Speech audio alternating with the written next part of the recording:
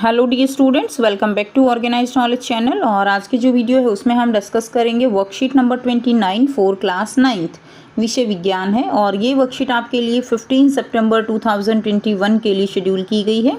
आज की जो वर्कशीट है स्टूडेंट्स, उसमें हम हमारा जो चैप्टर 6 है उसी को कंटिन्यू करते हुए सरल स्थायी ऊतक कॉलेनकाइमा और स्क्लेरेनकाइमा के बारे में पढ़ेंगे। पिछली जो वर्कशीट थी उसमें हमने सरल स्थायी ऊतक पैरेनकाइमा के बारे में पढ़ा था, जिसको हम पैकिंग ऊतक भी कहते हैं। और इस वर्कशीट में हम स्क्लेरेनकाइमा और कॉलेनकाइमा के बारे में पढ़ेंगे। सो प्यारे बच्चों, वर्कशीट शुरू करने से पहले बेटा प्लीज़ चैनल को सब्सक्राइब कर दीजिए, बेल आइकन को प्रेस कर लो ताकि आपको आने वाली वीडियोस की नोटिफिकेशन वो समय से मिल जाए और समय से आप अपना वर्क जो है होमवर्क वो कंप्लीट कर सको।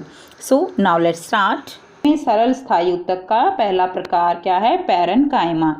अब हम पढ़ेंगे सरल स्थायी ऊतक का दूसरा और तीसरा जो है टाइप, कॉलेनकाइमा और स्क्लेरेनकाइमा। जिज्ञासा दीदी, पौधे इतने लचीले, कठोर एवं मजबूत कैसे होते हैं? तो बच्चों, पैरेनकाइमा जो है उसके बारे में हमने पढ़ा था कि जो पैरेनकाइमा है वो पैकिंग में काम करती है और साथ ही सबसे मेन काम क्या है पैरेनकाइमा का? भंडारण करना होता है। नेक्स्ट, अब हम कॉलेनकाइमा और स्क्लेरेनकाइमा के कार्य के बारे में भी देखते हैं। जिज्ञासा दीदी, पौधे इतने लचीले, कठोर और मजबूत कैसे होते हैं? ज्ञान, जैसे कि हमने जाना पादपों में पैरेनकाइमा के साथ साथ कॉलेनकाइमा और स्क्लेरेनकाइमा सरल स्थायी ऊतक भी होते हैं। सभी बच्चे जानते हैं पौधे लचीले हैं, कठोर भी हैं, मजबूत भी हैं, ठीक है ना। तो ये सारे गुण जो है वो सारे किसके कारण है? पैरेनकाइमा, स्क्लेरेनकाइमा और कॉलेनकाइमा के कारण। तो देखिए, कॉलेनकाइमा जो है वो क्या करता है? पौधों को लचीलापन प्रदान करता है। ये जो है मेन कार्य आप कह सकते हो कॉलेनकाइमा का, कि जो कॉलेनकाइमा है वो पौधों को लचीलापन प्रदान करता है और स्क्लेरेनकाइमा उन्हें कठोर एवं मजबूत बनाता है। ठीक है, स्क्लेरेनकाइमा उन्हें कठोर बनाएगा, मजबूत बनाएगा। पौधा जो लचीला होता है वो कॉलेनकाइमा के कारण होता है। चलिए, कॉलेनकाइमा के बारे में पढ़ेंगे। इसे पौधों में एपिडर्मिस के नीचे पर्णवृत्त में देखा जा सकता है। तो एपिडर्मिस जो ऊपर की परत होती है उसके नीचे जो है इनको देखा जा सकता है। इस ऊतक की जो कोशिकाएं होती हैं वो जीवित होती हैं, लंबी लंबी होती हैं और अनियमित ढंग से कोनों पर पेक्टिन नामक रासायनिक पदार्थ के कारण मोटी हो जाती हैं।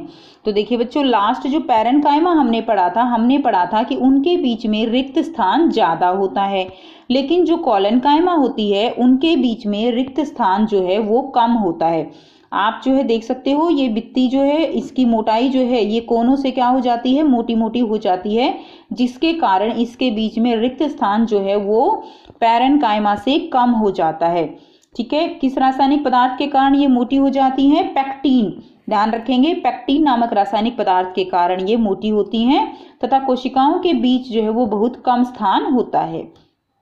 पौधों में लचीलेपन का गुण जो है वो सरल स्थायी ऊतक कॉलेनकाइमा के कारण ही होता है। ठीक है, तो लचीलापन का गुण किसके कारण होता है? लचीलेपन का गुण वो कॉलेनकाइमा के कारण होता है। यह पौधों को यांत्रिक सहायता प्रदान करता है। ठीक है, ये भी एक कार्य है, पौधों को यांत्रिक सहायता प्रदान करता है। उसके बाद देखिए, यहाँ पर आपको दिखाया गया है कि जो है डायग्राम आप देख सकते हो। यहाँ पर ये राजधानी है, केंद्रक है, कोशिका भित्ति है, ठीक है, और ये भित्ति की मोटाई। उसके बाद देखिए नेक्स्ट सरल स्थायी ऊतक क्या है बच्चों? स्क्लेरेनकाइमा। स्क्लेरेनकाइमा यह सरल स्थायी ऊतक पौधों को कठोर एवं मजबूती प्रदान करता है। ठीक है, क्या करता है? कठोर बनाता है और उनको मजबूती प्रदान करता है। इस ऊतक की परिपक्व कोशिकाएं मृत होती हैं। कोशिकाएं कैसी होती हैं? मृत होती हैं, लंबी व पतली होती हैं। और इस ऊतक की जो भित्ति होती है वो किसके कारण जो है इतनी मोटी होती है? इस ऊतक की भित्ति लिग्निन के कारण। अब आपने देखा कि कॉलेनकाइमा जो है उसकी ऊतक की भित्ति में क्या है? पैक्टिन है, और स्क्लेरेनकाइमा की भित्ति में क्या है? लिग्निन है, जिसके कारण कोशिकाओं के बीच में आंतरिक स्थान नहीं बचता। देखिए, पैरेनकाइमा उसके बीच में थोड़ा रिक्त स्थान ज्यादा होता है, जो कॉलेनकाइमा है उसके बीच में जो रिक्त स्थान है वो क्या हो जाता है? वो रिक्त स्थान कम हो जाता है। ठीक है बच्चों, लेकिन जो स्क्लेरेनकाइमा है उसके बीच में रिक्त स्थान बिल्कुल भी नहीं बचता। तीनों को आप तुलना करके याद कीजिए। यह उत्तक तने में होता है, सँवन बंडल के समीप होता है और पत्तों की शिराओं में तथा बीजों एवं फलों के कठोर छिलके में। यानी जहाँ जहाँ से जो पौधा है, प्लांट है, पेड़ हैं, वो कठोर होते हैं, उनमें क्या होता है, उनमें स्क्लेरन कायमा होता है। आप देखिए बीज हैं, ठीक है, फलों के कठोर छिलके हैं, ये तने में होता है, तना कितना कठोर होता है, तो यहाँ पर जो है ये पाया जाता है। और अब ये जो है 2 प्रकार के होते हैं, रेशा और स्क्लेरिड्स, ठीक है। तो ये कितने प्रकार के हो गए, ये 2 प्रकार के हो गए। रेशा और स्क्लेरिड्स जो है ये 2 प्रकार के हैं। अब आपको यहाँ पे बहुत ही आसान से जो है 5 क्वेश्चंस दिए गए हैं, जिनके आंसर हम 1 बाय 1 डिस्कस करेंगे। पहला जो प्रश्न है, पैरेन्काइमा के अतिरिक्त 2 और सरल स्थायी उत्तकों के नाम बताइए। तो 2 और सरल स्थायी उत्तकों के नाम आपको बताने हैं।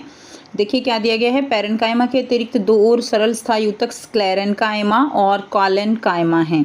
तो ये 2 जो हैं क्या हैं, सरल स्थायी उत्तक हैं पैरेन्काइमा के अतिरिक्त। प्रश्न 2 है, स्क्लेरेन्काइमा उत्तक पौधों में कहाँ उपस्थित होते हैं और इसके क्या कार्य होता है। तो ये जो उत्तक हैं हमने वर्कशीट में पढ़ा, ये उत्तक तने में, सँवन बंडल के समीप, पत्तों की शिराओं में, बीजों और फलों के कठोर छिलके में उपस्थित होता है, ठीक है। यह जो है क्या है, यह सरल स्थायी उत्तक, इसका कार्य भी बताना है ना आपको। देखिए तो यह सरल स्थायी उत्तक पौधों को कठोरता एवं मजबूती ये प्रदान करता है। तो कठोरता के लिए जो है वो सरल जो स्थायी उत्तक है स्क्लेरेन्काइमा वो होता है, और जो कॉलेन्काइमा है वो लचीलेपन के लिए होता है। नेक्स्ट देखिए, स्क्लेरेन्काइमा उत्तक में कोशिकाओं की भित्ति जो है वो मोटी क्यों हो जाती है।